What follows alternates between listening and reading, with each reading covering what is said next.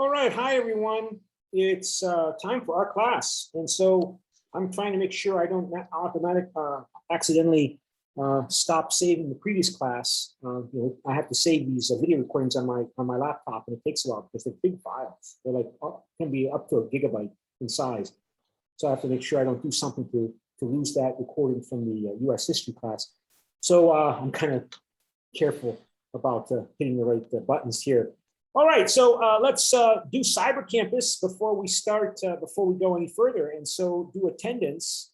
And let me make sure I'm sharing the screen so you can see me moving around Cyber Campus. And it doesn't seem, oh, there it is. Okay, Cyber Campus. And we go add and smart attendance. And your number is 360. 360 is your Cyber Campus number, 360. And so let me go to the Cyber Campus 360, and that's not what I'm going to do there. I'll cancel and 360. Stop share, and put that in the chat function so I don't lose it. 360 is your Cyber Campus number, and all right, so we just don't have to worry about that now. Okay, so in terms of organizing the class, you saw on the weekend, I posted a paragraph assignment, and make sure I'm sharing the screen again. So go like this and share screen. And so this is the, those are the notes. Let me close that. Let me go to, there it is. There it is. Okay, so by tomorrow morning, 7 a.m., please submit through Cyber Campus a 150-word pro or con statement on this debate topic. Take a position pro or con to South Koreans, the Trump administration accelerated America's relative decline in world influence. Do you think it speeded up, accelerated the relative decline of American influence in the world because of the experience with Donald Trump? And please submit that by 7 o'clock tomorrow morning. I will then download the paragraphs and write my comments on them. And you can get 5 participation points for that paragraph. And please be sure, however, to use and cite specific information from the textbook that is the assigned reading for this week, Chapter 1, the United States in a Turbulent World, and to support, develop, and refine your arguments, right? You shouldn't just write down your opinion, right? You need to support your claims with evidence, and that evidence is in the form of scholarly sources. I mean, this is the textbook, right? This textbook has been, it's difficult to get published. So this professor wrote this textbook. This textbook is, it's in its 6th edition. So it's a very popular textbook. So it's been reviewed many times. If you can show me how your ideas or claims have support by showing how your ideas or claims relate to Chapter 1 in this book, then you're more likely to be persuasive, because your task in any communication, it doesn't matter what kind of communication, where, is to persuade, to persuade, to persuade. And so if you want to persuade, you need to understand the motivations and intentions of your audience. You need to understand your audience. Remember, we talk about perception of motivation and intention and empathy and putting yourself in someone else's shoes. You need to understand your audience, and your audience is me. And your audience, in other words, not just me, it's the community of academics. It's the academic community. And so we don't care about opinions in academia. We don't care about opinions. We care about the truth. And so your effort and your task in your paragraphs, in your midterm, and in your final, and in your debates is to make truth statements and then prove them with evidence. And that evidence includes good logic, but it also shows how your ideas have a relationship or are gained support by using and citing information from the assigned reading. Otherwise, it's just, barroom talk, as we call it in the US, right? And so I've also posted the notes, and let me see, it's here are the notes here for chapter 1. I think, yes, there they are. Here are the notes, including the preface, a little bit from the before chapter 1. And so I highlighted things in bold that I thought were particularly, maybe I want to focus on when as I present the information from the book. But of course, as I mentioned before, when you see something like this, you see these little brackets here, that means these are my ideas, my commentary on what Stephen Hook, the professor, author of your book, is stating. These are my, BD stands for Ben D. Dominicez. That's me, okay? So that's not in the book. Those are my ideas or my critique. And so, and my response, so that you know what belongs to Professor Hook in the textbook and what was my ideas, because, you know, I have my own ideas. They might not be the same as Professor Hook, but we need to have a textbook. And if I want the perfect textbook, then I have to make my own textbook. And so we use Professor Hook's textbook. And so you can see, as I mentioned previously, that anything from this, for example, page 2, this shows you everything from here to here is page 2, right?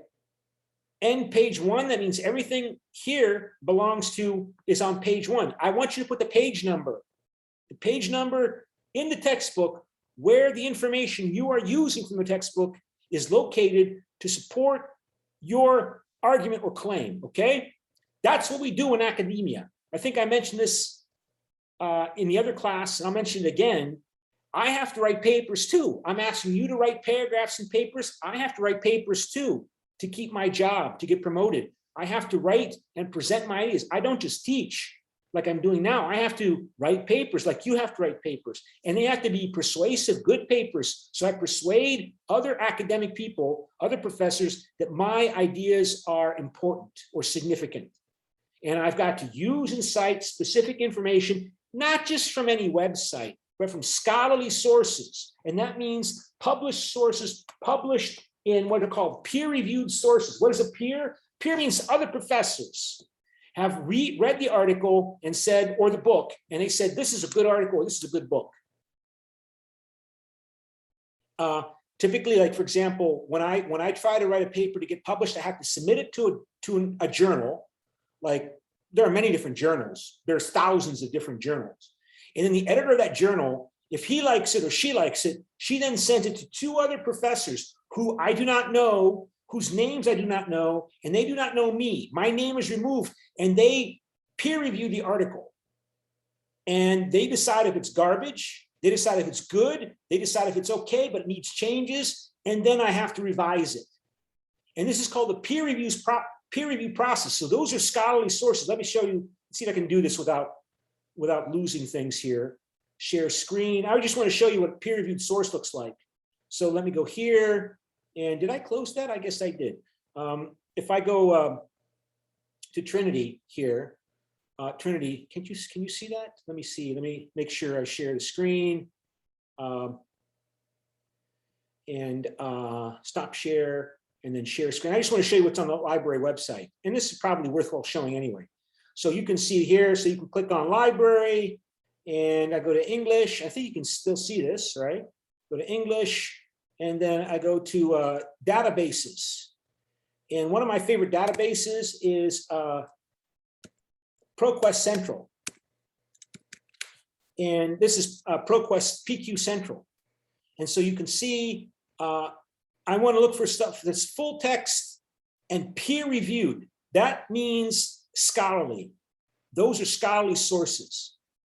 If I just remove that, that's anything that's published on the internet. Not anything, it means anything that's published in a magazine, but it doesn't mean it's academic. This means academic peer-reviewed magazine or journal. So I go full text. I want to look at the, let me see what I want to look at. American hegemony and full text decline and full text rise of China. And let's see, and I want to peer reviewed. So I want the full text and I want peer reviewed. That means scholarly sources. Let's see what comes up. Search tips. And I got 28 results. And so you can see here, hegemonic crisis. You see the little academic hat there. Hegemonic crisis, comparative world systems, and future of Pax Americana. Ooh. Hey, that looks interesting. I have to look at that, right? And you can see it's not too old, 2017. And then something else, Mackinder's Heartland theory, historic rivalry in China's belt. I have to look at, these are actually important things. I got to look at these things, right? Because I told you I have to write papers too. So I need to look at the most recent articles. So look what happens if I remove peer review. What comes up? 302 results. Not 28, 302. And that includes dissertations, that includes newspaper articles, that includes news reports, that includes many things. So that's why I say some of you, for example, found materials on the internet and you might find stuff on the internet and you might cite that source, but that's not a peer-reviewed source. The way you find scholarly, that is peer-reviewed sources, by going to databases like this, and there are other ones too, right? Like another one that's very popular I like to use is, I can see if I can find it here, EBSCO. EBSCO is another good one. Let's see, EBSCO, where is it? Yeah, EBSCO host. And I don't like this because it does something that I use another way. I have another way of finding EBSCO, not through the library source. But anyway, the point is that you need to use and cite specific information from the course textbook to support your arguments, to support your ideas, to try to persuade me that that's the truth, okay? And so let me go back to share screen and you see here, okay, so, and you'll upload that and then I'll write comments and send it back to you. And no more than 10% of your paragraph should be quoted text. And of course, if you quote text, you got to put it in quotation marks, right? But no more. So if your paragraph is 150 words, no more than 15 words should be quoted text. So because 10% of 150 is 15, you just get rid of the 0. And of course, any information that you use from another source, whether it be from the textbook or any source, peer-reviewed or not peer-reviewed, you need to cite the source in your article, in your paragraph, in your paper. Okay. So, and then we'll have on Friday a Zoom debate after I go through your paragraphs and see if you're who's pro and who's con on this. Then I'll sign you on Friday into Zoom breakout rooms and we'll have a class debate on this. So that's why I need them by Thursday so I can go through them and read them all, right? And send them back to you. And of course, if you have any questions, please, raise your hand in Zoom or, send me a chat message or something. Okay, so that's the plan. And I've done a lot of talking. And so let me stop to share and try to provoke you with some more interesting ideas and go to share screen and go back to, if I can, to the cyber campus. And I'm gonna have to open up cyber campus because it seems to have disappeared somewhere, or maybe not. I gotta go like that and then go back to share screen. And there you see, okay. So then we are American foreign policy and we go to vote. And so my question to you is,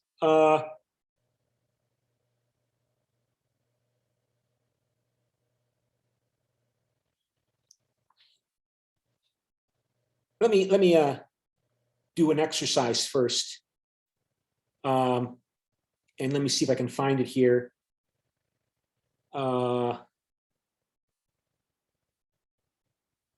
One second here.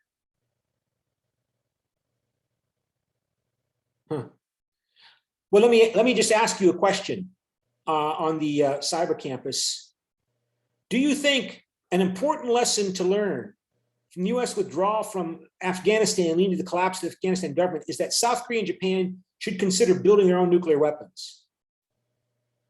So, do you strongly agree? Do you agree? Are you neutral, cannot decide? Do you disagree? Do you strongly disagree? And so please vote.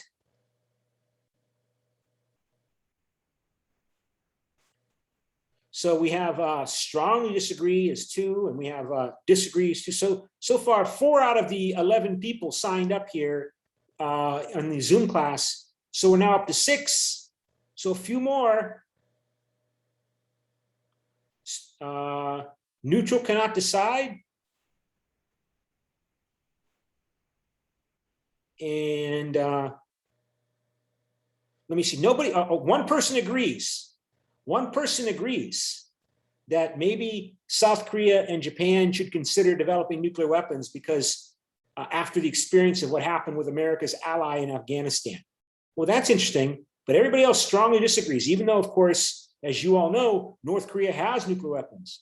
North Korea has missiles and is developing the capability to put those nuclear weapons on top of those missiles and to fire them maybe if they want to at Japan or South Korea or China or United States even. And so, but most of you think no, should not do that. That's interesting. Okay, so let me go back to the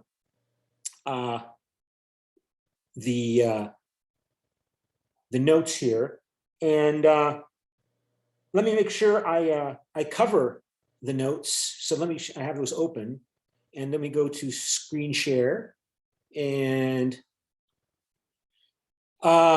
there's much discussion about the U.S. withdrawal from Afghanistan, the collapse. One of the big themes in this course is the process of making American foreign policy inside the U.S. government, inside the American political system. How does the U.S. government make or decide on a foreign policy or on its foreign policy tendency or its foreign policy behavior or its foreign policy thrust? And of course, we have to talk about media, we have to talk about public opinion pressure, and we have to talk about public opinion. And that means we have to talk about the media, because in a democracy, right, the government officials are supposed to be responsive to the demands of the public regarding foreign policy or domestic policy or both, right? So how do you know what is public opinion on America's foreign policy towards South Korea or North Korea and Afghanistan? Do most people care about American foreign policy in the United States? I would suggest most people do not have very strong opinions about foreign policy in the United States, or they vote or think more about politics in terms of the economy or domestic issues. But foreign policy is not the most important topic, even though it can become the most important topic if a war breaks out, like in World War I or World War II. And so is there a danger among the elite? This person, Ross Dodet, he is one of the conservative Catholic commentators in the most, probably the most important or influential, let's put it this way, the most influential news and opinion medium in the United States is the New York Times. The New York Times, it's not the most popular, it's not the most watched, but it is the most influential among the elites, among the business elite, among the political elite, among the cultural elite. The New York Times, and amongst the media elite, the New York Times is the most popular, is the most influential. And when the New York Times covers or reports on North Korea's nuclear program or on the fall of Kabul, how the New York Times covers those reports, those issues, will affect other news medium sources in the United States, because the New York Times has this big influence over all of these other individuals and people working in all of the other, to varying degrees, all of the other newspapers and broadcast sources, because the New York Times is considered to have the best analysis, the best reporters, the most networks, the most contacts and sources who might want to be secret or confidential, not be seen in the US government. And that extends also to the opinion editorial section of the New York Times. So you can bet Joe Biden, President Joe Biden administration has somebody every day reading what is in the New York Times opinion editorial section, as well as reading what's in the news reports, because they know what I just told you, that New York Times is so important in American media, and the American media not only reflects public opinion, the American media influences and shapes American public opinion, from those people at the very top of the system who read the newspaper every day, all the way down to the people who do not pay attention to the news, but they pay attention maybe to the television news reports. And television news sources like Fox News or cable news network, they are also influenced by what the New York Times reports, because the New York Times has this very strong reputation of being maybe the best reporting source of news in the United States, among, if not the best, among the best. And so Ross Douthat, he is a right-wing conservative Catholic. He's very Catholic, conservative editorialist who writes at least once or twice a week for the New York Times opinion section. And he points out, again, a theme that you see again and again and again over the last 30 years since the collapse of the Soviet Union in 1991, 30 years ago when the Soviet Union disappeared and the United States was left supposedly as the one remaining superpower, comparable only to the role of ancient Rome at the height of its power. That was the description we have seen over the last 30 years since the Soviet Union disappeared, that the United States is so overwhelmingly powerful compared to anybody else. And then lots of comparisons to the situation of the United States today with the decline and fall of the Roman Empire. So Edward Gibbon wrote a book at the end of the 18th century called The Decline and Fall of the Roman Empire. He was a British writer, right? And because the British also were fascinated with the Roman Empire as they were building their British Empire in the 18th and 19th centuries.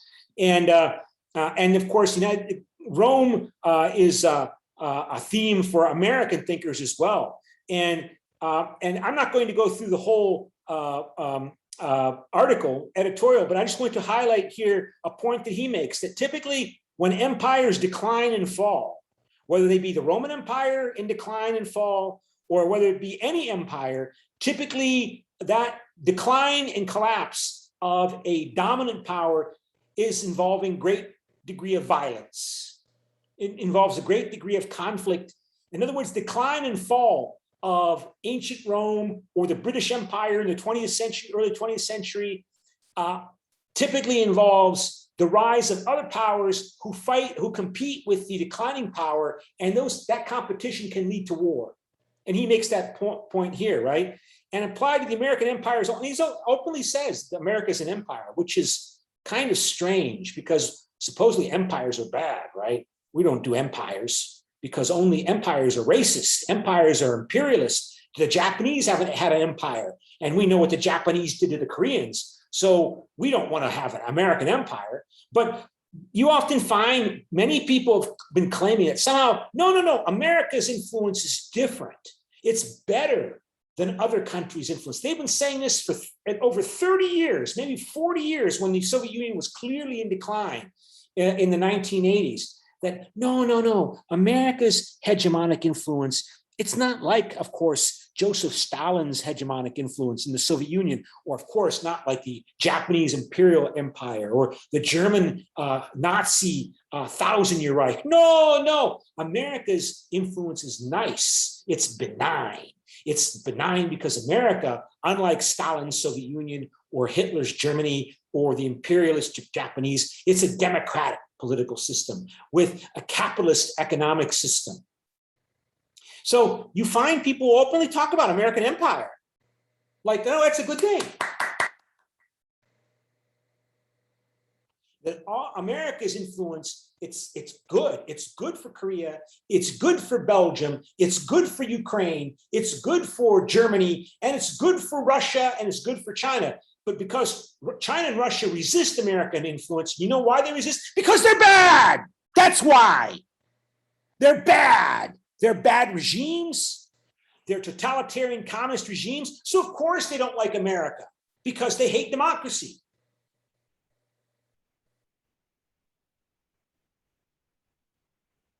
So just to conclude here and apply to the, because he's trying to understand what happened with the collapse of America's friend in Kabul, in Afghanistan. If America's influence is so good, if America's influence is so benign, is so nice, why did the Kabul government that the Americans created and spent hundreds of billions of dollars of resources supporting and developing, why did it go poof? The way the communist regimes in Poland and Hungary and in East Germany and Czechoslovakia and Bulgaria and Romania, they went poof as well. And he doesn't really have an answer. Russ Dodik doesn't have an answer, but he is pointing out that if you let America's influence decline around the world, there's probably going to be some increase in the likelihood of war. So this is an ongoing discussion. And of course, let me go back, let me go to the notes here. And so let's do another. I'm sorry to interrupt you, but actually we couldn't see your shared screen. You couldn't see my screen? Yeah. So I don't know. Yeah, okay. Could you share? Okay, I was just, did you mean you didn't see this? You didn't see this? Well, okay, I have to keep checking because I got this screen that says you are screen sharing.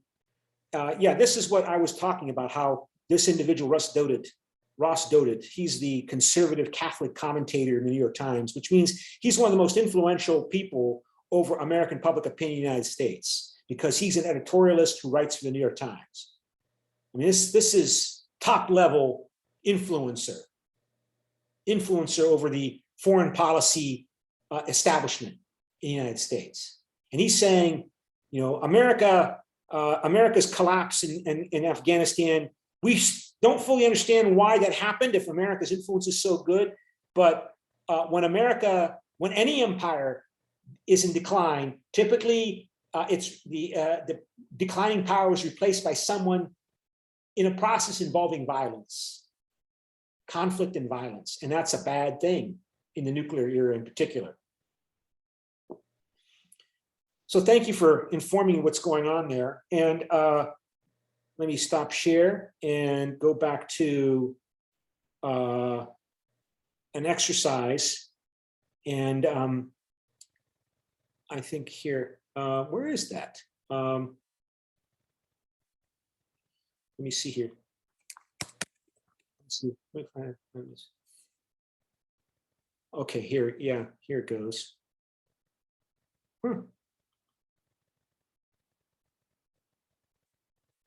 Yeah, so let me ask you to comment on this topic here. And let me screen share, go here.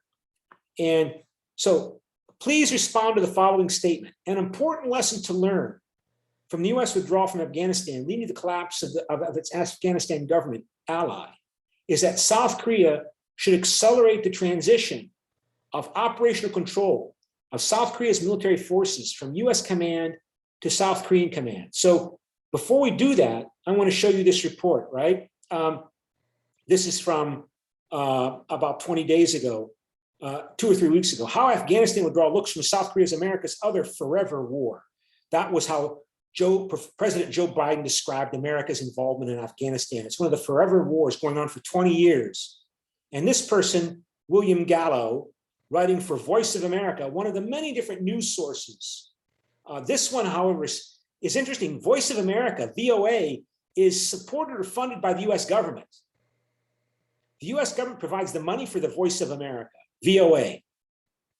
And it's considered to be pretty high quality. Donald Trump did not like Voice of America because he thought Voice of America was too critical of America, even though the US government is paying for Voice of America.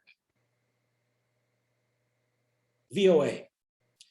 And it says here, US soldiers land at Kunsan Air Base, Republic of Korea, as part of a joint emergency medical evacuation training.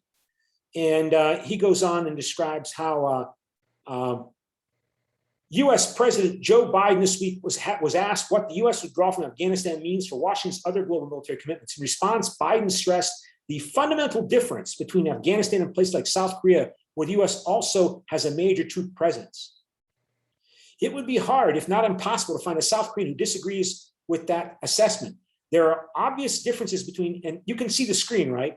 There are obvious differences between Afghanistan, one of the world's poorest and least developed countries, and South Korea, a stable democracy and US treaty ally that has the world's 10th largest economy and 6th most powerful military. Yet the messy US retreat from Afghanistan and the ensuing Taliban takeover has intensified questions here about how much South Korea should depend on long-term US military protection and whether Seoul should do more to look after its own defense. Like maybe it should develop nuclear weapons. Specifically, it may amplify voices who want South Korea to pursue its own nuclear deterrent. In other words, develop nuclear weapons. Because North Korea has them, as does China, right? The US has nearly 30,000 troops in South Korea, a remnant of the 1950s Korean War that ended in an armistice rather than a peace treaty. So there's no peace treaty ending the Korean War. It's a ceasefire. The war is still technically going on. Although it has been decades since major hostilities, US troops remain as a deterrent to the nuclear-armed and often belligerent North Korea.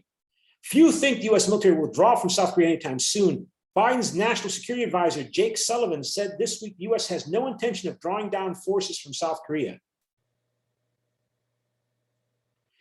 So analysis, what does the fall of Kabul mean for North Korea? Experts are debating how the Taliban's rapid takeover of Afghanistan could affect Pyongyang. Will Pyongyang think America is decadent and degenerate, that America lacks the will and determination to resist if North Korea pressures and invades South Korea? That America doesn't want to fight a war again and have American boys fight and kill and die and be wounded because they don't care as much about South Korea. They obviously gave up in Afghanistan. Maybe the Americans would give up in South Korea as well. What explains this concern? Doubts about long-term US military commitment are rooted partly in South Korea's experience with former US President Donald Trump, whose America First foreign policy consistently strained the 7-decade-old alliance between US and South Korea. Trump not only demanded South Korea pay a bigger share of the cost of US troops, he at times questioned whether troops were necessary at all. The Cold War is over. The Soviet Union disappeared 30 years ago. America doesn't care about the spread of communism, or does it? Because the Americans believe the spread of communism was basically a nationalistic universalism for basically Russian empire building, creating a Moscow empire in the name of communism, but still just a Russian empire, world empire. As a candidate, and by the way, Trump is going to run for president again next election in 2024. That's the latest news reports. As a candidate, Trump even had suggested South Korea and Japan get their own nuclear weapons and threatened to withdraw troops from both countries if they did not pay more for protection. Those kinds of statements are hard to forget, said Pak Won-gon, a professor at Awa Women's University in Seoul. South Korea has experienced the past 4 years under the Trump administration, and we are not 100% sure the US won't go back to this, Pak said. And what do I want to highlight here? I don't know if I want to read the whole article. Here's what I want to highlight.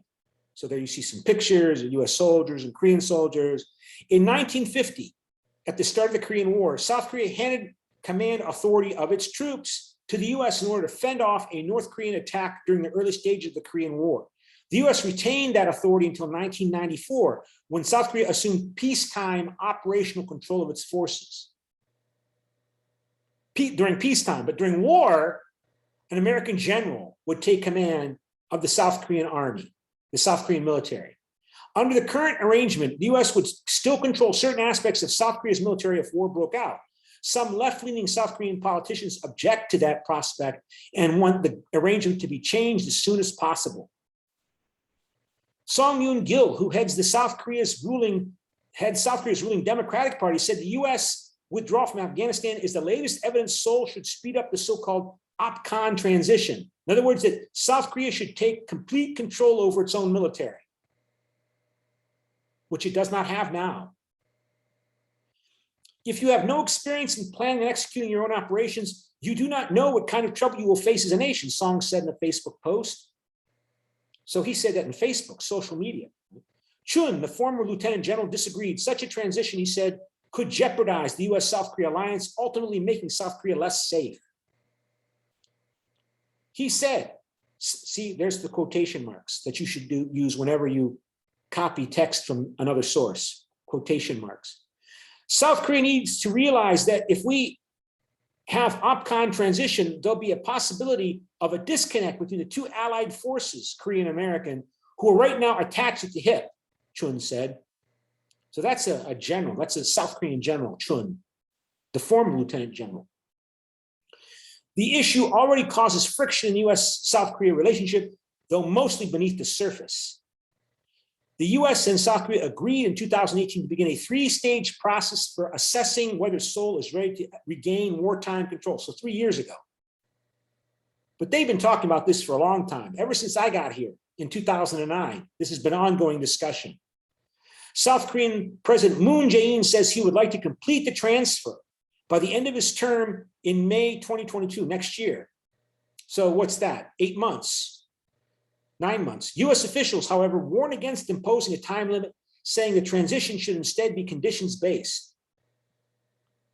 Any attempt to rush the issue will do damage to the relationship we have right now, Chun said, and the relationship we have right now is pretty good, he added. So that's the question, and that also relates to that question about whether or not South Korea should develop nuclear weapons. Most of you think, no, South Korea shouldn't develop nuclear weapons. Do you think South Korea should take complete control over its own military instead of having a US general command it during war? So I want to divide you into different breakout rooms. And let me go to stop share and breakout rooms. So we have 11 people. So if I assign you into 4 different groups, okay, assign automatically. And there you see the group. So what I would like you to do is come to an agreement as a group as to where your group fits along this scale. You strongly agree, neutral, cannot disagree, or strongly disagree that South Korea should accelerate the transition of operational control of South Korea's military forces from US command to South Korean command, that South Korea should take complete control, including wartime control over its own military. So please, and the first person each group will speak for the group. So try to come to an agreement right now. You're in your groups, please join your, I don't want to start. So please join your groups, join your 4 different groups that you've been assigned to, and the first person each group will speak for the group, since you were randomly assigned. And try to come to an agreement as a group as to where your group fits or sits on this scale regarding response to this statement. Okay? And explain why, of course. Explain why you came to that decision. And I will do it as well. And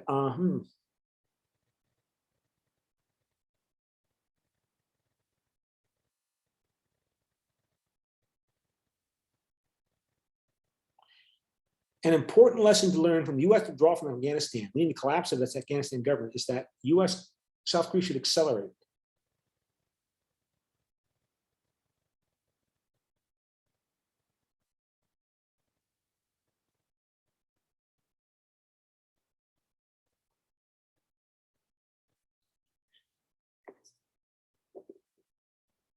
I'm writing my own statement.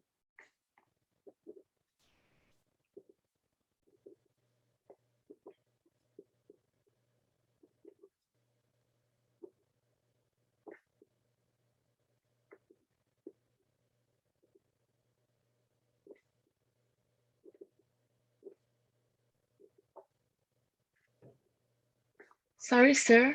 Yeah. Um, by mistake, I left the meeting, so I cannot go back to my group. Or you need me to assign you to a group? Yeah, because I've left the meeting by mistake. So I was with So let me go Phyllis. through. So you are IS Moose, so I will assign you to group. I think, what group were you in? What room? I was with Hillis Halen. Okay, room 1. So, all right. So now you're back in room 1. Thank you, sorry, sir. Uh-huh. And so,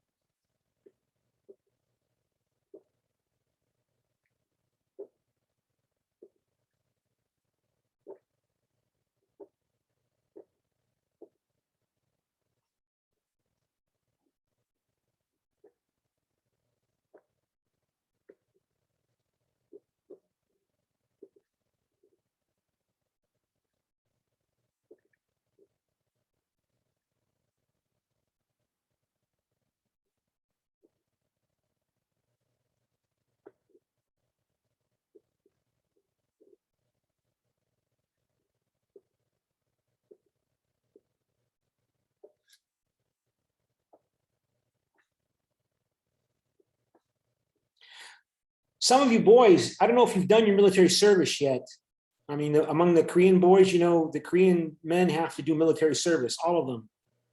So I don't know if some of you have done your military service. That might influence your views on this question.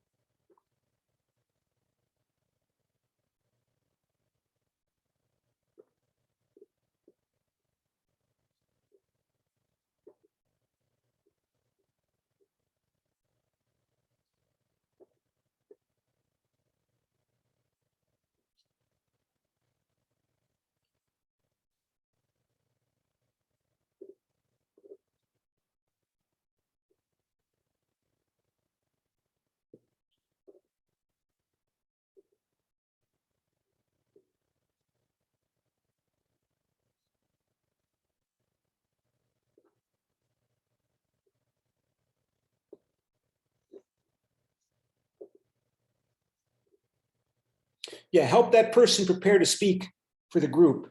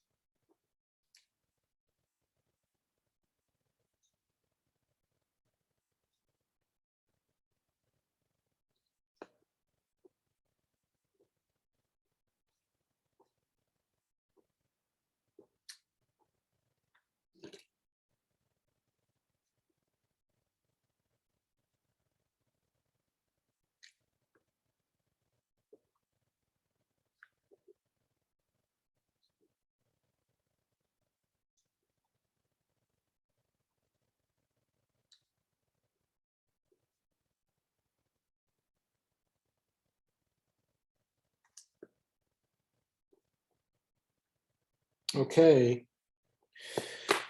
Okay.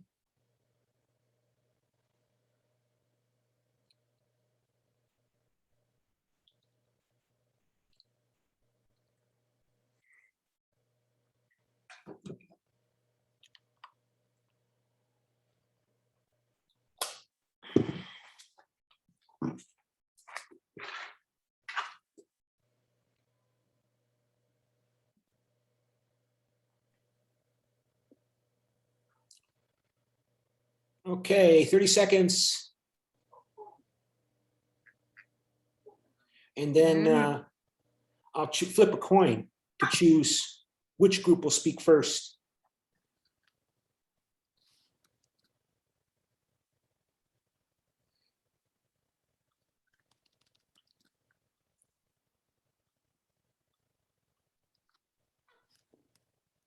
Okay.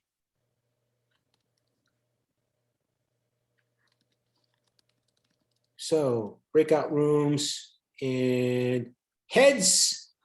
I have to make sure. Sometimes there's problems with when I open up the breakout rooms on my screen, it stops the recording sometimes. So I can't keep that open all the time. So heads, it's group 1 or 2 will speak first. Tails, it's group 3 or 4. Tails. Heads, it's group 3 will speak first. And it's tails, so group 4 will speak first. And that group 4 is T-Men. T-Men. Yes. Okay, so Hello, good morning. good morning. So where do you fit on this scale here? Well, I think we lightly agree. To be honest, I think it's a hard question to again look also in the future if Donald Trump is going to be elected again. First, we talked about that. We likely agree. We think, in our opinion, they should take back control, but do it like with a lot of respect to the US, so you don't offend them and keep them as a powerful ally. I would choose it because I think that as a country, you know the weaknesses of your land better. So for me, I would take back the control because of the advantages you have as a country. That's, for example, if we are in Belgium, we know what the better places are to have a war or whatever. I think it's really thinking, in my opinion, it's more strategical that I would maybe let South Korea take the command. But then again, the US customs. Because the election of Donald Trump indicates that something is going on with the United States. Yeah, indeed. So the problem is, if it's if Donald Trump gets elected again, I would do it because I think Donald Trump did last time he did govern well. He tried to lose the ties, well, go away from Afghanistan. Now, well, Joe Biden was kind of pushed into it, and you can't. He's pretty well. You can't really predict him. He's pretty unpredictable, so you never know what's going to happen. Yeah. But with Joe Biden, I'm sure it'll maybe all right because he's more predictable. But with figures such as Donald Trump, I think you never know what's going to be his next step. Yeah, I think I mentioned last class that the South Korean government, I think, spends or pays the United States under $1 billion a year to help cover the costs of the American military deployment in South Korea. But Donald Trump administration said they want 5 times that. And the South Korean government said no, and they just left the negotiations. And then the pandemic hit and everybody got distracted. The US government wanted them to pay almost $5 billion a year.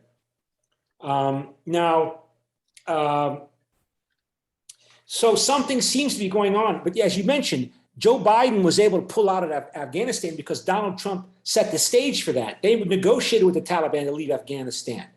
So something seems to be going on in the United States that is evidence of overextension, that the Americans are overextended. And that's the source, that's the cause of decline. Countries, when they become overextended, the society of the country that is overextended becomes hostile and polarized and doesn't want to spend the costs of keeping their influence and control in the world. So there's conflict within the country, and disputes within the country that make their behavior more unpredictable and more erratic.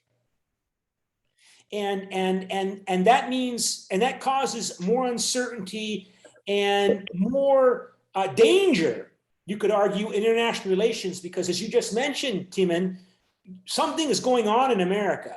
I mean, as I said, Donald Trump says he's going to run for president again in 2024.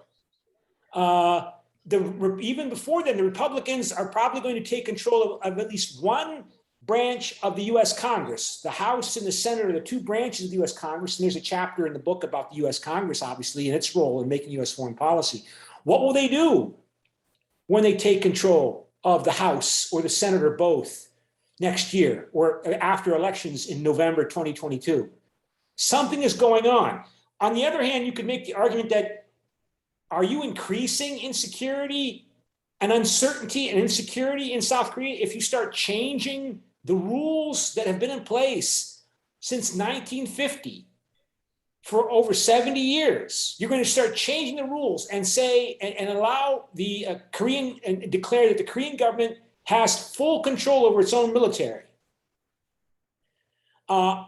In the midst of the uncertainty and change going on in the United States, is that going to make the situation better? Is it going to make it worse? Probably worse. But you're the one who suggested that we should change it. Yeah. I mean, I'm not, of course, that's okay. We're doing this to talk about these issues, right? To think through them. But if the Americans are likely, let me show you something in terms of what is going on in the United States regarding forces at work in the United States that go beyond Donald Trump and Joe Biden, that go beyond let me see if I can find it here. Joe Biden said that he wanted to, spend more American money on America's problems, America's needs, to end these forever wars that cost so much money that, according to Joe Biden, the war in Afghanistan, by some estimates, was costing the U.S. $300 million a day, which they could have spent that $300 million a day on Americans, on education, on welfare, on cutting taxes. And Joe Biden becomes president. He defeats Donald Trump. And then this report in the New York Times just a couple days ago. What do we see?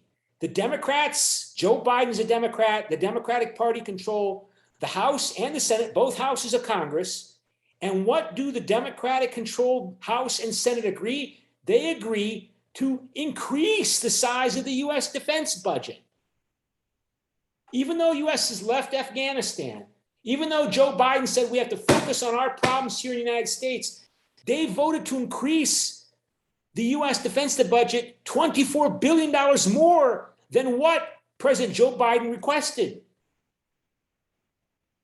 And these are the Democrats, not Republicans, not Donald Trump. These are the Democratic Party that controls the Congress and the presidency. They requested $24 billion more. Joe Biden requested 720, what did he say? Biden had requested $715 billion budget. They approved, the Congress approved $740 billion. What's going on here? Vested interests. The vast government, military, and economic vested interests that have built up in the U.S. economy and the U.S. political system, involving millions of people who work for these government bureaucracies, these military organizations, and the economic companies that supply them and hire Americans and give them jobs working in these factories, making tanks and fighter jets and aircraft carriers and submarines and missiles. So even though Joe Biden, he didn't want to increase the budget, Biden requested a $750 billion budget, which would keep military spending essentially flat. His own democratically controlled Congress increased it to $740 billion. What is going on? And there's a chapter in the book about the bureaucracy and the military And you can pick up the book. I sent you an email that you can pick up the book, photocopy, docu-copy, right? The impact of mass communications, that's the media, the foreign policy bureaucracy, the Congress, all of these are bureaucratic and economic and military and government vested interests that involve millions of people that want to keep getting that money from the US government, and that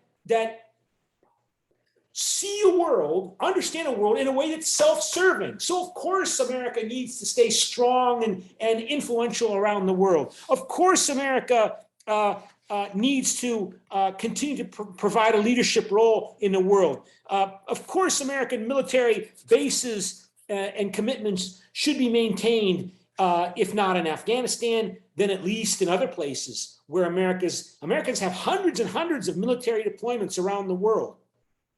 By one count that I covered in a previous, in a news article, the United States has something like 500, let me see here, let me open this up. And this might be an undercount, right? This is one count that America has 515 overseas bases by one count. And some people say, no, it's closer to 800. If you include every small little American military base around the world, the US has at least 514 overseas bases, military bases, overseas around the world. But I mean, it seems like these vested interests are politically more powerful and overwhelm anything that any individual president can do, whether it be Joe Biden and Donald Trump, and even Donald Trump. Like, for example, I think here's another article I want to show you from 4 years ago, in which it says that, let me see if I can find it here. Gotta make sure I don't shut down the computer by accident.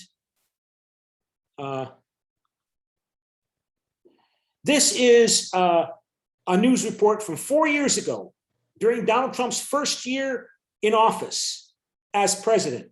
He said, we're spending too much money. We need to focus our needs on America. This is from 2017. So this is 4 years ago, right? Donald Trump increased the defense budget by 10%. No, hold on, let's see.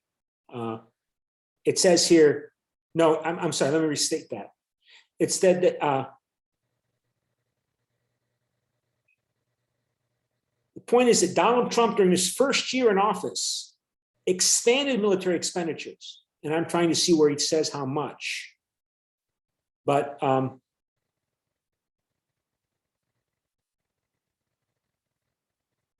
the point is, even though Donald Trump was emphasizing how he wanted, yes, that will continue in the years ahead. In this first budget proposal in May of 2017, Mr. Trump called for significant cuts in domestic spending, but a roughly 10% increase in military expenditures, military outlays. Even though Donald Trump was claiming America is involved in these forever wars, fighting in Afghanistan and Iraq and spending all of this money, even he increased the budget. Then Biden comes in 4 years later and he increases the military budget. What's going on here? And I'll tell you what's going on. It's called the military-industrial complex. Dwight Eisenhower was president of the United States. He had been the American general during World War II, commanding the Western forces. And when he was leaving office, he gave a speech and he warned Americans. He said, there's this vast military and economy that supports the military that is going to continue to lobby and demand and push for even more military expenditures, because their vested economic and bureaucratic and career interests are in this commitment to having a big military. So they're going to try to tell you that the world is very dangerous. We have to keep America's military big and bigger and bigger and bigger, because otherwise America will be in great danger, and they will look for wars and conflicts to justify continuing to receive more and more money from the US government.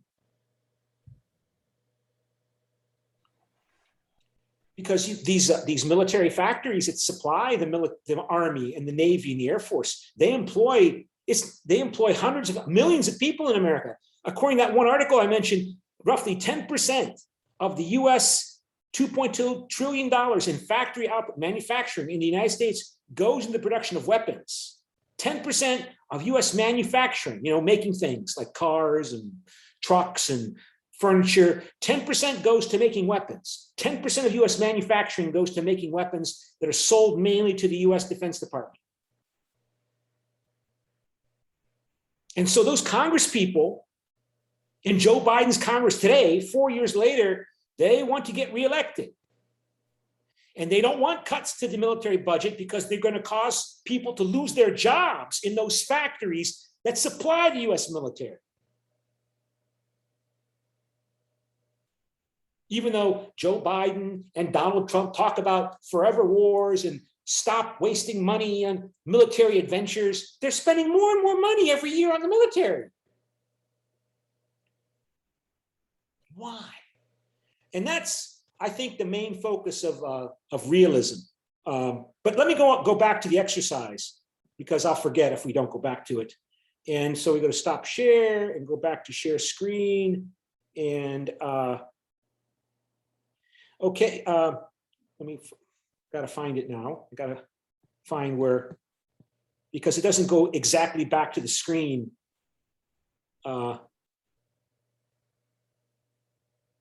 Okay, there it is. Okay, so I think you can see that. Let me make sure you can see it. So share screen. And so who's going to speak next? So that was group 4. Heads is group 1. Tails is 2 or 3. And it's tails. Heads is group 2. And it's group 2.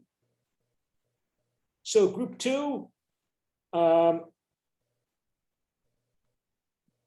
you are, let's see, who's in group 2? Group 2 is Alyssa Shelnick. Alyssa, Hi. where do you fit on this scale? So we couldn't really decide, because we think the reason that they were protected and are protected is because America is present in South Korea. But we do think that they can gain control of their military forces if they start with nuclear weapons, because we think that they're not ready yet at the moment. Mm-hmm. So you think that the question comes, one of the important questions is, why is North Korean government so belligerent? Why are they talking in belligerent, apocalyptic, volatile language? Why? Are they, and because they could be belligerent because they see South Korea and America as weak and lacking the will and determination to resist. They lack the resolve. They don't care anymore. America doesn't care anymore about wars, doesn't want to be involved anymore, and they see a tremendous opportunity to exploit the weakness of America and finally, again, win the Korean War by reunifying Korea under the Pyongyang government. Or is North Korea making nuclear weapons and developing missiles and using volatile, belligerent language and rhetoric because they're trying to show America and South Korea that they'll fight, that they're not going to collapse, that they're not going to let South Korea take over North Korea under Seoul government. They're not going to collapse, and they're not going to give up power against the South Korea that wants to take over control of all of the Korean nation, the proud ancient Korean nation under the Seoul government. Because, of course, one term you know from football, right? What's the best defense? A good offense. You could be belligerent because you're trying to show your adversaries that you are not weak, that you think the Americans and the South Koreans are imperialists, that they want to finally win the Korean War under Seoul's rulership. And you want to show them that you are not weak and belligerent and lacking the will. So that's an important question, and it's a complicated question to answer because there's different groups and factions in North Korea that see the world in different ways. The Korean military might be predisposed to see a threat, but other groups, maybe like North Korean businessmen and women, They might see a more complex, less hostile world around them because they want to make more money. So they want to do more business with the rest of the world so they can make more money. And so they want to compromise with the Americans because they want to protect their interests, their economic interests, and make more money. So you think that that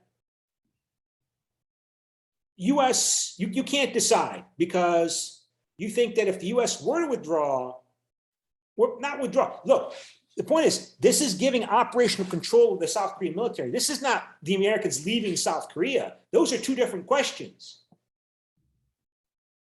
If the Americans give operational control of the South Korean military back to the South Koreans, that doesn't mean the American military bases are closing in South Korea. That's another topic, another issue between South Korea and United States. So if they give operational control to South Korea, but they stay in the South Korean bases that the Americans have in South Korea, what is the significance of giving operational control back to the South Korean generals? Is it symbolic? That's what I wrote. I wrote, disagree. The US should hand over operational control only if the South Korean government requests operational control, which Moon Jae-in has requested, right? Of course, even if the US does hand over operational control of the South Korean military to South Korea, the US military would not necessarily leave South Korea. Handing over operational control would seem to be a largely symbolic act, but it might lessen North Korean perception of threat. If perception of threat is indeed the primary reason for North Korean belligerence, as President Moon Jae-in seems to have inferred. President Moon Jae-in seems to assume that North Korea is belligerent and volatile because it sees threat, not because it wants to win the Korean War, but rather it thinks that South Korea and America want to do to North Korea what they did to Iraq and Libya.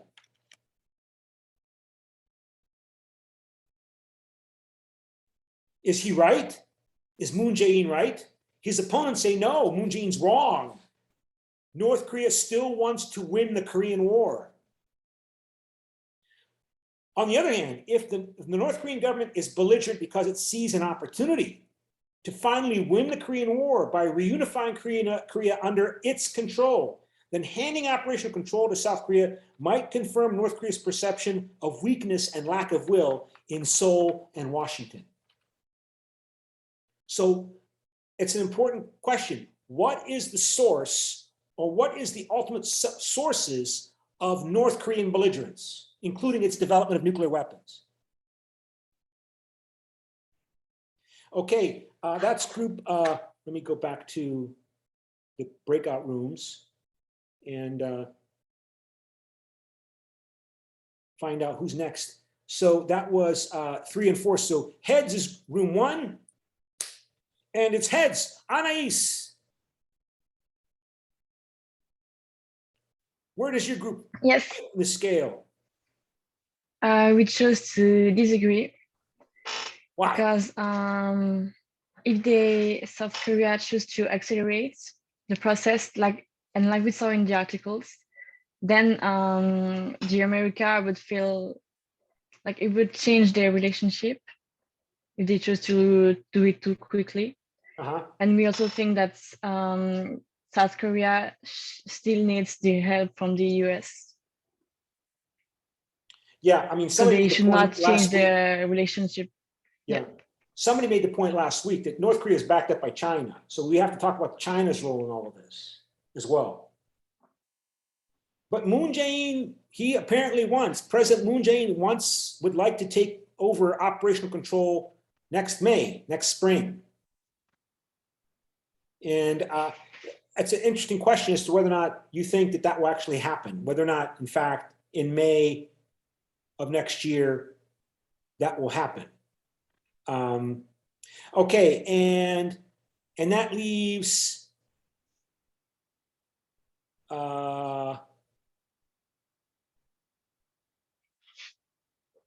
group 3. And so that's Sally, group 3. What did your group decide? We choose agree. Agree. And why did you agree? We think if the US military withdraws from Korea, we think the possibility of war cannot be excluded. I think it is the worst situation for South Korea to withdraw the US Army. So you disagree. No, we agree. So before happens the war, South Korea should prepare for war by trying to transferring the operational control of the South Korean military from the US. Okay, and that would keep the US in South Korea at the military bases in South Korea? Yeah, it's the better than withdraw our army. Do you US think army. that the South Korean government should continue to pay money to the US to keep the American military bases in South Korea?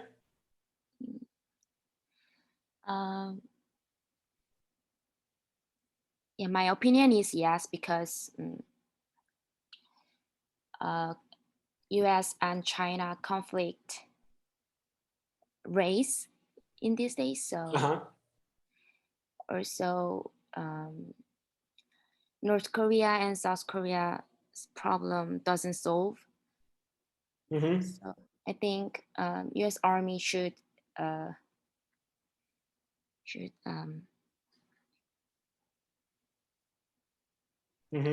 training together with South Korea. Yeah. Okay. Yeah, I mean, Moon Jae-in seems to think that if the South Korean would at least officially take over full command of their own military, that would somehow be a positive step for keeping or maintaining or promoting peace and reunification in Korea, peaceful reunification of Korea. And we can debate whether or not that's true, but that's what Moon Jae-in believes and his supporters believe. And that implies that they think that the North Koreans are terrified of the Americans. Do you think North Korea is belligerent and volatile in its rhetoric and its behavior because it's terrified? Of course, it's not going to admit that they're terrified, but they're really terrified and they're trying to show that don't mess with us because we'll do bad things because they're scared. I don't have a full answer for that, but that appears to be what Moon Jae-in believes. You might say, how can they be scared? The Americans don't want to fight another war. And we can debate this. But before we forget, let's vote then on this question on share screen. On this question. Not this one, another one.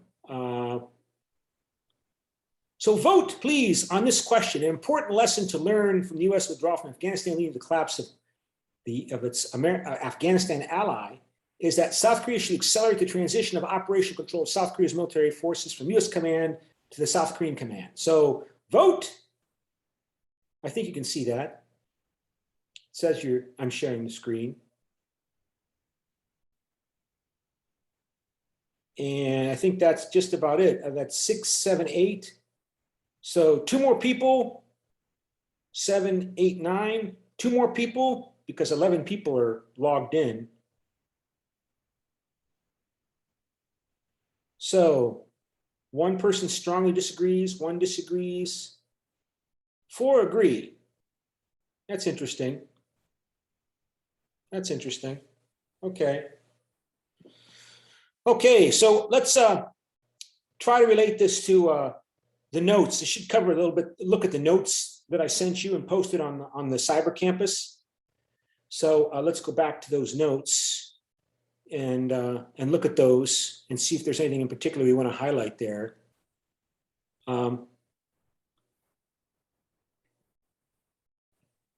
Okay, so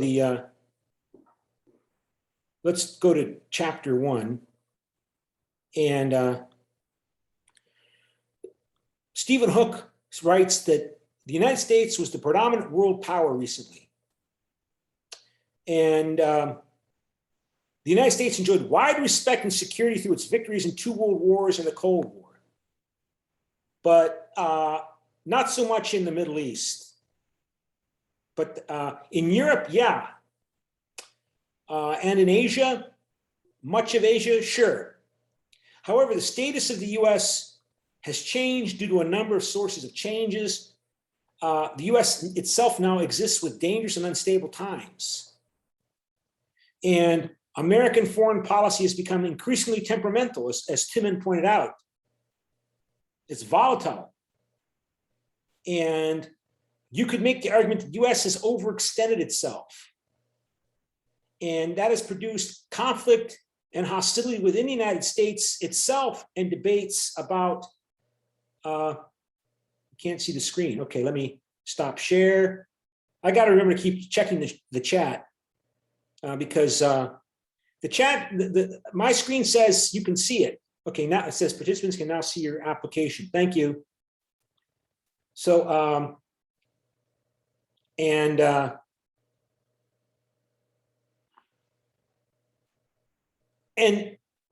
how do you know if a country is overextended? You, as the leader of your country, as the foreign policy leader, the president or the prime minister, need to know or understand how much your people are willing to pay to have influence and power and influence in the world outside of their boundaries of their country. How much do your people want to have influence? How much are they willing to pay for that influence? Because money that you spend on your military, money that you spend on your CIA and your intelligence services is money that you could spend somewhere else, or you could let people keep rather than tax them for that money to build tanks and ships and aircraft carriers and intelligence services. People want their country to play a significant role on planet Earth. Many people in America, in Korea, in Japan, in China, in Russia, in Germany, they feel proud as being a Korean or a Japanese or an American or a Russian or a Chinese when they see China or Germany or whatever their country is playing a significant role in world affairs. But how much are they willing to pay in terms of resources to build up those diplomatic and military instruments of power, like a military and far-reaching intelligence services and intelligence gathering resources? How much are they willing to pay? How many soldiers are they willing to sacrifice, to send to go fight and die in other parts of the world? Because the Americans, that was the claim of many people opposing Donald Trump. Yeah, we know Americans would lose like 2 or 3 soldiers, maybe on average every month or 2 in Afghanistan. But what does that mean? How many Americans die? How many American soldiers die every month by accidents in military training? How many people die in the United States every day from murders and shootings? Yeah, so the Americans lose a soldier here or there, but many Americans enjoy or like or want America to continue to dominate places like the Middle East. Just like the British Empire in the 19th century, right? At the end of the 19th century, 20% of the world's land mass, if you include Canada, Australia, British Africa, India, South Asia, was controlled by the British. 20%. Yeah, the British had to fight little wars, small wars in Africa against the Zulus or in Afghanistan, and soldiers would die. But when we think about the glorious British Empire, that was the golden age of Britain. Sure, people might have to fight and die in wars far away, but that's the choice people make. Nobody's forcing Americans to join the military. The military is all volunteer. People aren't drafted to serve in the American military the way boys have to serve in the South Korean military. No. The same is true in Belgium and France. Nobody forces anybody to join the military. They decide to choose to make a career in the military, at least for a short period of time. And 1 out of 1,000 or 1 out of 2,000, they get into combat and they might get hurt or die. That's what Condoleezza Rice, the national security advisor of George W. Bush, she's a professor today I think at Stanford University. She's criticizing Joe Biden for not continuing. What was wrong with the status quo in Afghanistan? What was so bad about that? Is it better now than it was a month ago for America and the world? No, she argues it's worse. And there are other people make that argument as well, criticizing Joe Biden for not having, quote, strategic patience. That's the price of global leadership. That's the price of American predominance. It's not that high a cost, really. Yeah, it costs lots of money to have American soldiers in Afghanistan, but that money circulates around the whole world's economy. The world economy functions on US dollars, right? The reason why everybody wants this is because there are 500, 600, 700, 800 American military bases around the world, because there are American military forces everywhere. That's why this class is in English right now. So to say, yeah, it costs $300 million for the Americans to be in Afghanistan every day, but that's not really a cost. That money circulates around the whole world and benefits Americans, benefits American economically, because that money is it dominates the world economy, because the Americans send their dollars everywhere around the world, and dollars is the currency of the world. It's the currency of the world economy, basically. So they say that argument about the US spends all that money, it's not wasting money in Afghanistan and Iraq. It's not wasting money. It's the price for the world being led by the United States. And that's a wonderful feeling if you're an American nationalist. And Joe Biden's going to give that up. That's what they claim. I'm not saying that's correct, but that's their viewpoint. So Donald Trump emphasized America first. He rejected cooperation, collaboration, supposedly, at least in words, with America's allies. But as I mentioned, even he increased US defense spending his first year in office. He didn't cut it, he increased it, 10%. And then the German Chancellor, Prime Minister said in 2017, her government could no longer depend upon Trump as an ally. Now, Joe Biden is trying to convince everybody that, oh no, America's back. America's playing its important role. And then the Europeans watched the Americans leave Afghanistan, and the Americans did not even coordinate or communicate that to their NATO allies, their German and French and British allies that had soldiers in Afghanistan. The Americans didn't consult with London and Paris and Berlin. They just decided to leave.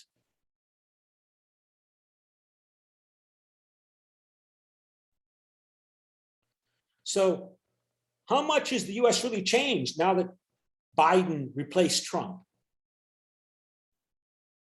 But we do see that there has been a decline in US relative capabilities. Yeah, the US has gotten bigger and stronger and richer, but China's gotten bigger and stronger and richer at a faster rate than the Americans have, right? This is, this is one institution developed some kind of theoretical framework for measuring power in the world. And they say, according to current trends, China will replace the United States in terms of world power. However, that is measured. They didn't go into detail, obviously, in the book.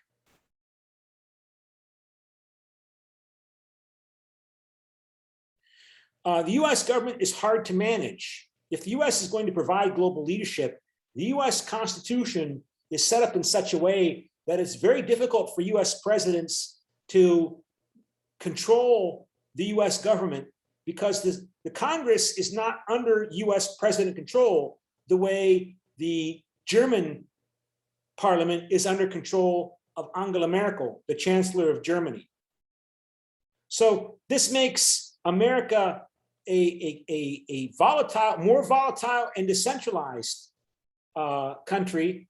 I mean, here you see the Republicans in the US Congress fiercely attacking Joe Biden for withdrawing from Afghanistan and allowing the Afghan government to collapse before all the America's friends could leave Afghanistan, even though Republican President Trump made this agreement with the Taliban to leave this year.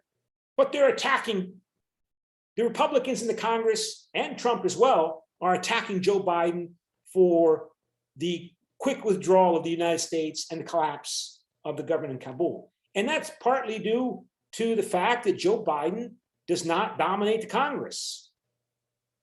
He can't control the Congress. He can, as long as the Democrats control the majority, but the Republicans are expecting that they're going to take control of the Congress next year. And even the Democrats are agreeing to spend more money on the military. So what is the US doing? It's leaving Afghanistan, but it's increasing the defense budget. How do you make plans if you're Germany or Belgium or South Korea for this kind of American government instability and inconsistency?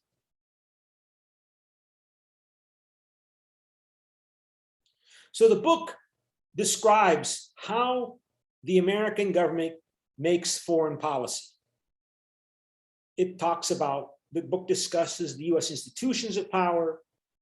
It describes the public and the private actors, including the economic actors, the corporations and businesses, but also the nonprofit actors, the lobby groups lobbying, for example, for human rights, or who are lobbying for America's friends, like the Israel lobby in the United States. You cannot understand American foreign policy in the Middle East unless you understand the Israel lobby, which includes the Jewish nationalists, but also their Christian evangelical allies who think it's America's destiny to support and recreate and strengthen Israel's control over the Holy Land.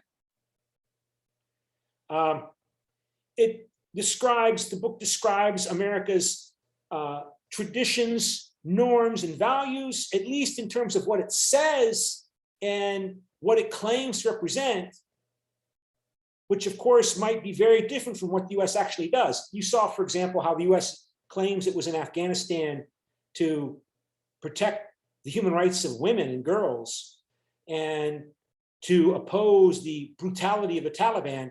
But the American drone strikes, the American military Air Force strikes killed thousands of civilians. And most recently last week, in striking what they claimed was an Islamic State suicide mission in planning to attack the Americans a second time, attack the airport in Kabul a second time. The Americans carried out a drone strike, and Americans, of course, insisted they killed Islamic State terrorists, but they also killed 10 members of a family, including 7 children, 7 who were under 5 years old last week.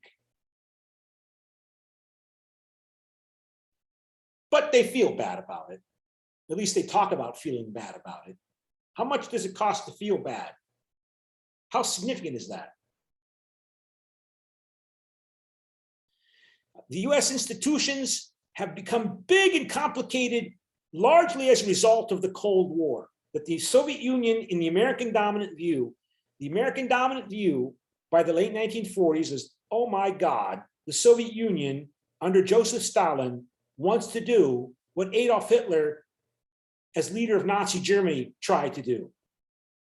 And we have to contain the Soviet Union, not appease it, contain it. And that meant we have to build up big military persuade the American people that they had to make these sacrifices. They had to fight wars in places like Korea and later like Vietnam. Well, the Americans could not find Korea on a map in 1950. If you asked 99% of Americans, where is Korea? They couldn't tell you. But the American leadership, elite, including the journalists and the business people, they believed the Soviet Union was going to try to expand its domination wherever it could, particularly in those areas where the Americans were least likely to resist, like far away, distant places in a land called Korea or Vietnam. And we have to show the Soviet Union that America has the will and determination to resist and maintain its resistance. Otherwise, we will confirm that we are degenerate and weak, and that will make the Soviet Union even more aggressive, the way appeasing Hitler in 1939 in Munich and 1938, 1939 made Germany even more belligerent, because we misconfirmed Hitler Germany's prevailing view that London and Paris, they don't have the will to resist. They will surrender sooner or later. We cannot surrender. And so we have to build up this huge military and these military bases around the world and the institutional infrastructure like the North Atlantic Treaty Organization, and support the Europeans in integrating to support that process of containment against communism.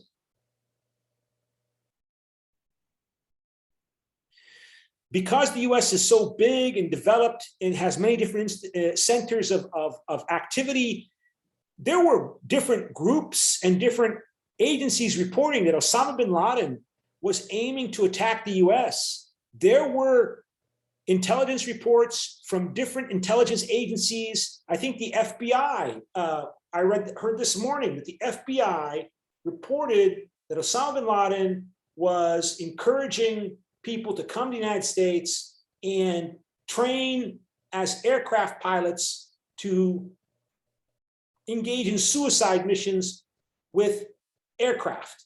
And it got lost because there are so many different agencies reporting different things to different people.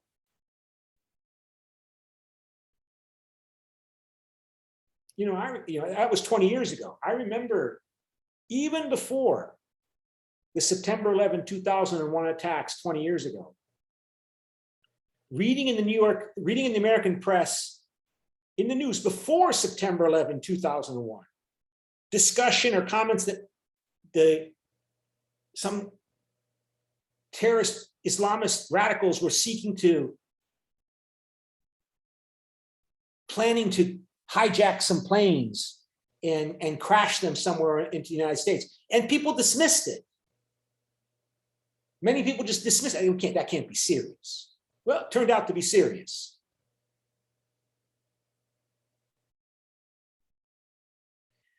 The US has, in a lot of ways, made it other activity by anti-American influence forces more feasible through its own global technology and global economic interdependence.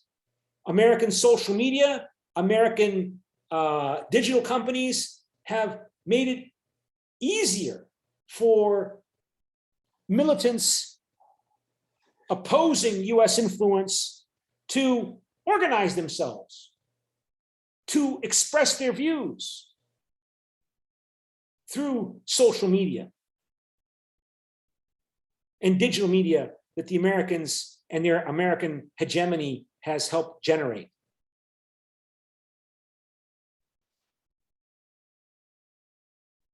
So the US produces about 22% of the world's total economic output, almost 1/4, while having 5% of the world's population.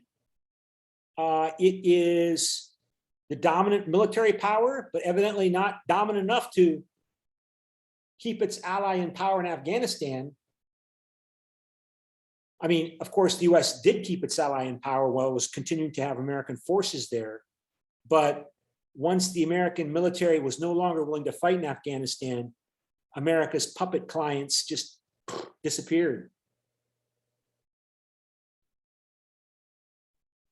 The US is the only state that divides the world into regional military commands. The Americans are preoccupied with the military instrument in foreign affairs. Americans are preoccupied with military power as being a foundation for influence in international relations. And that partly reflects, again, the Cold War. The Americans believe that they confronted an evil empire. We talked about this at a previous class, right? Make sure I'm sharing the right screen here. The United States confronted a diabolical enemy. The Soviet Union was evil. It's a monolithic entity. It's highly rational. It doesn't care about human welfare and human beings and human rights. It cares about the expansion of its influence and domination under its totalitarian dictatorship. Highly rational. This actor only understands force and the willingness to use it. And what does Soviet advantage comes from? The Soviet advantage during the Cold War as an evil empire, as Ronald Reagan called it 40 years ago, was from our goodness, that we are a democracy, that we care about human rights, that we insist upon free elections and public freedom of speech and debate and the right to express your opinion. Stalin doesn't have to deal with that. Stalin is like Sauron in Lord of the Rings, sitting at the top of the Kremlin or Barad-dûr, and he gives an order, and millions of henchmen slaves implement his radical plan for world domination. All of his henchmen, Ho Chi Minh in Vietnam, Kim Il-sung in Korea, Fidel Castro in Cuba. And the list goes on and on. They're all part of the Soviet conspiracy. And if you don't understand that, you lack the will and determination. You are yourself degenerate. You are the source of weakness that allows the Soviet Union to expand. And this is the way people talk about political Islam today. That, aha, now that the Taliban has won in Afghanistan, this will encourage the Islamists because they will believe that the Americans lack the will and determination to resist. And they will attack America's friends. Who those friends are? I guess those friends are the Saudi royal family,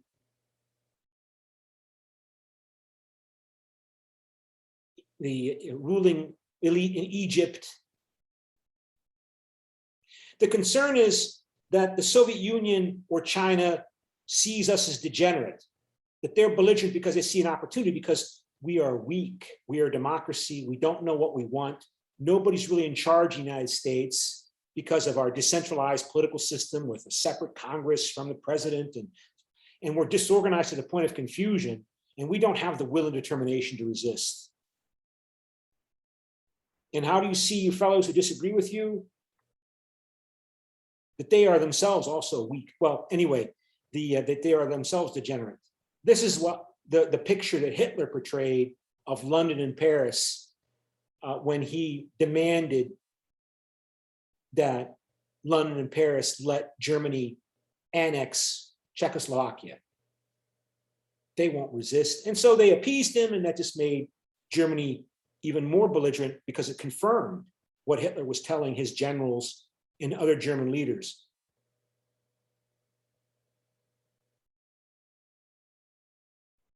So this commitment to avoiding this mistake continues to shape the prevailing view, because the prevailing today in 2021 in America, because the dominant view is that this in fact was the case, that the Soviet Union was a Russian version of Nazi Germany.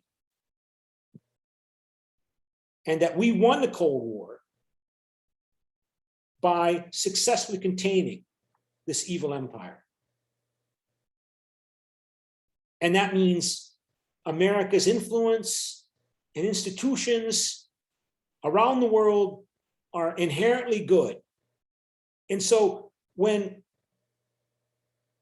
the American military leaves in Afghanistan and the Afghanistan government just collapses, the Americans are going, what?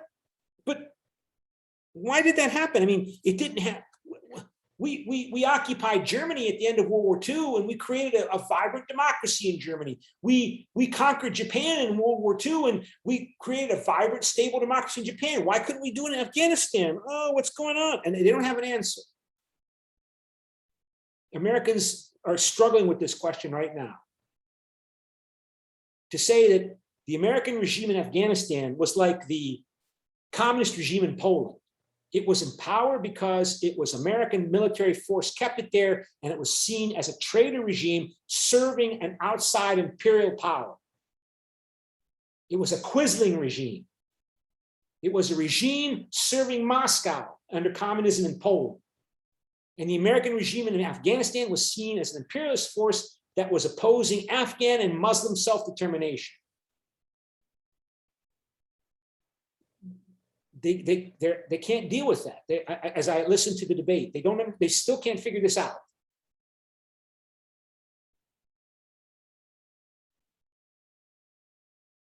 I told you, I think that the Cold War was not about containing the Soviet Union. The Cold War was basically the Soviet Union was afraid of the United States was afraid of the Soviet Union, but they misperceived the motivation of the other. They thought the Soviet Union was belligerent because the Soviet Union saw opportunity, and the Americans wanted to conquer the Soviet Union, and the Soviet Union thought the Americans were belligerent because they saw opportunity against a weak, potentially exploitable and vulnerable Soviet Union. But that's my minority view. Again, in other words, the Cold War was something like what existed in the world leading up to World War I. This is the situation that produced World War I. Everybody saw an intense threat or threat from each other and produced World War I because they saw, well, if I'm Britain, I'm motivated by threat. I know Germany is motivated by opportunity, and I have to show Germany that we're not going to let them push us around.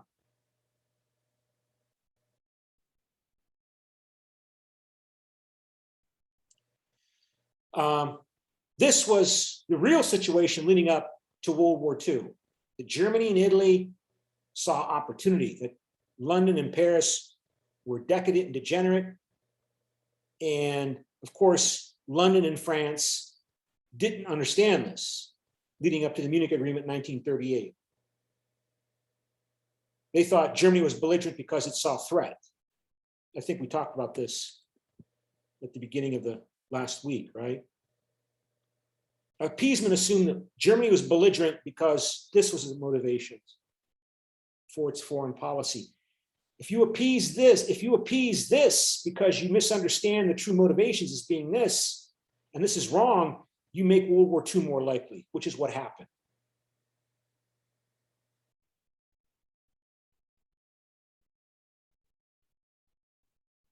This is called a spiral conflict, right? When you have this kind of situation. Was the Cold War a spiral conflict?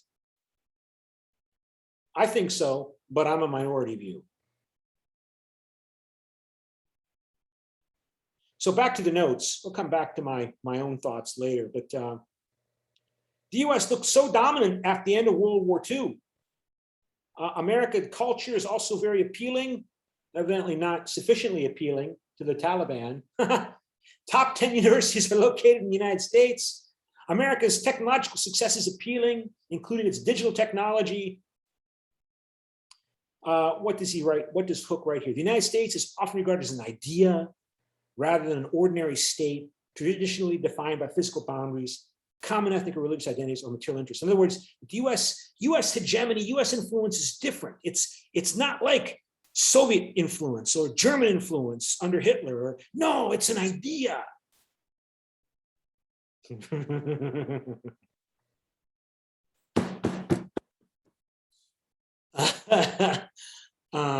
It's a global benign means nice, hegemon that's beneficial to the international community. And that lesser countries will align with it, not because they think that the United States wants to create an American empire. No, no, no. Sorry, sorry for interrupting. Could you change the screen? Oh, okay. Yeah, you see, it says you are screen sharing. So I have to just be careful about that. Yeah.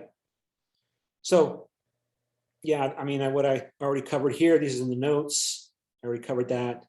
The US is a benign hegemon, beneficial to the national community. However, a hegemon like America or the British 100 years ago can fall into the trap of imperial overstretch, meaning that it attempts to control too much territory because of too much resistance, requiring more military resources to defeat the resistance. But even though that expensive extension of Afghanistan was considered to be too much, we see again, the US is spending more money on the military. Meanwhile, the claim is, while the Americans are wasting lots of money on military occupation, other countries, whether it be Japan or China, are spending their money on developing their technology and their economies. US domestic success through its history has been widely admired, although some US foreign policy actions have generated resentment and anger. Some. In its history, the US has at times been quite ruthless, following the Darwinian logic of survival of the fittest. Even though the Americans talk about democracy and human rights, they will drop lots of bombs on Afghanistan or elsewhere. And yeah, you can engage in collateral damage, you kill civilians, but that's because they're terrorists. They're terrorists, and the terrorists hide among the civilians. It's not the Americans' fault, it's the terrorists are evil. Terrorism is a horrible term. It shuts down thinking. Who's in favor of terrorism? Who's a terrorist? But you call somebody a terrorist, you don't think about why they hate America so much. No, they're just evil, kill them.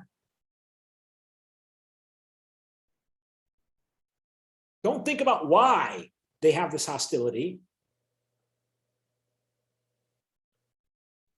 The US has been ruthless in the past, like when it was expanding. The US overthrew covertly regimes in Guatemala and Chile, and that it thought it was too cooperative with communism and the Soviet Union.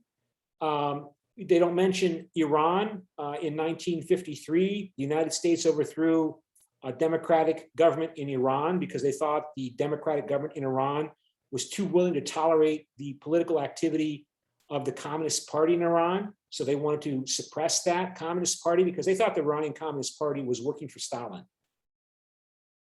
And that overthrew a democratic elected government in Iran. And that caused people like Ayatollah Khomeini, the Islamic militant, to become more popular in Iran. And he would overthrow the Shah, that CIA agent that the Americans put in power in Operation Ajax in 1953, the CIA Operation Ajax. The US supported cooperative anti-communist dictators during the Cold War, like Ferdinand Marcos in the Philippines, and Mobutu Sese Seko in Zaire. And then when political Islam emerged, to tell Moscow and Washington to a pox on both your houses, rejecting both communism and American influence, the Americans allied with Saddam Hussein in Iraq when he attacked Iran to get benefits for the Arabs and against the Persian Iranians. And look the other way when Saddam Hussein used chemical weapons against the increasingly effective Iranian military. The US fought Vietnamese nationalism in Southeast Asia because, of course, they thought they weren't really nationalists, that they're actually puppets of the communists in Beijing and Moscow.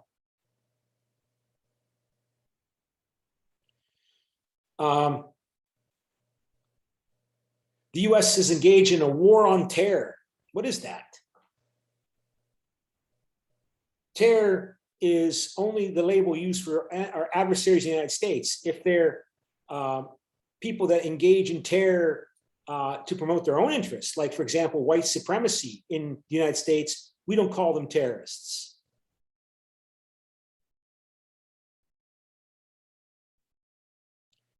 The Islamic Revolution, as I already mentioned, was a response to the US, the United Kingdom, installing the Shah's brutal regime. And so, again, so much of this legacy is tied up with the Cold War and the different conflicting understandings of what happened from 1945 to 1991 and America's role during that time. Okay, anybody have any questions? If not, thank you for your help and letting me know what's going on with the technology. And I'm going to now close the class and post the recording on Cyber Campus, okay? So I'll communicate more very soon, okay? Bye.